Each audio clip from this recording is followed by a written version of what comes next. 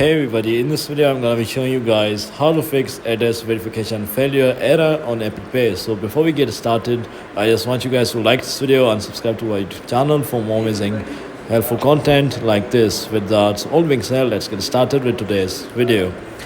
Hi guys, so I'm on the official Apple Pay website. So this guy has application Apple Pay address verification failure.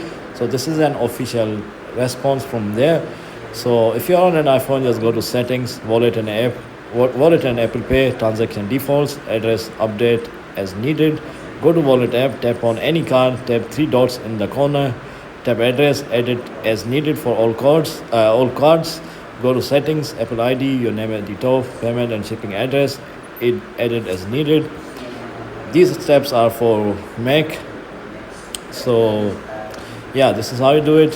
You can just take them Mac and PC steps as well. So yeah guys, this is how you change your address on Apple Pay very easily. If you are getting address verification error, you can just use these steps to fix your address verification error.